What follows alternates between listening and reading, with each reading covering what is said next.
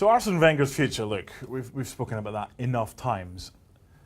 Who's going to replace him when he does eventually go? This was an interesting one for me. Thierry Henry. What, you've got that look on your face. It's a mischievous look. What does that look mean? I'm just going to say, I'll tell you who's not going to replace him, and we're just going to see a quote from him. Thierry Henry. This is a quote from the 39-year-old, who's assistant to Martinez at Belgium, basically saying, like, it doesn't depend on me. These are things that have got to be respected. When I say that I want to train them, yes, it's the club in my heart, but that doesn't mean you have an automatic right to it. Why on earth would Arsenal replace a very experienced coach with someone who was a wonderful player, but we have got no idea if he'd be a good coach or not? Well, it's quite simple. They won't. They won't. They won't. And it's quite funny, a lot of these ex-Arsenal boys coming out. Robert Pires, who was a great performer for Wenger, he said this last week, quoted in English papers, Wenger should stay on. He's a bigger concern than Sanchez and Ozil.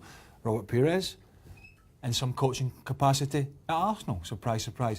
Thierry Henry had some coaching capacities at Arsenal before he moved on to Belgium with, as you said, Roberto Martinez. This ain't happening.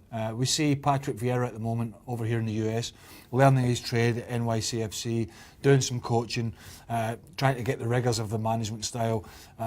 And Thierry Henry is going to have to go through that and more before he's even in the reckoning. They're looking for an experienced, up-and-coming, forward-thinking coach, and that's not him. It's not beyond the realms of possibility that whoever replaces Wenger may have someone like Thierry Henry as part of his coaching team. And it's not beyond the realms of possibility that someone like Thierry Henry may eventually end up as Arsenal coach. We're like 10 years too early just now. Well, they might do. I have to say I don't care because, and I'm fed up with this, and it really grates me that you know, I'm a Man United or a Chelsea or an Arsenal player or you know, whatever club it is, and so you're that man, you're the Arsenal man or the Tottenham man.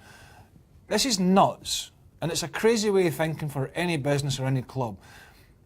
Doesn't matter if you've played at a club or not, or been involved with a club.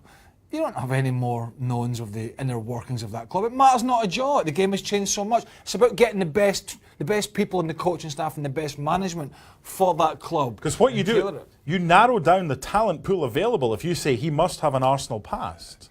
Makes no difference. Why do supporters, and some of them do, some of them don't, why do they think that having an Arsenal man in there is going to make a difference? It's the same for every club, a Chelsea man or a Man United man. It's nonsense. You get the best people for the job. And it's as simple as that, and you tailor it from there. Having an affiliation with the club matters nothing in terms of the job you can do. I mean, Mourinho's not a Chelsea man. Ancelotti's not a Bayern Munich man. He wasn't a Chelsea man. You know, Wenger's not an Arsenal man. He was in Japan, for God's sake. He played in France. He managed in France. Ferguson wasn't a Man United man.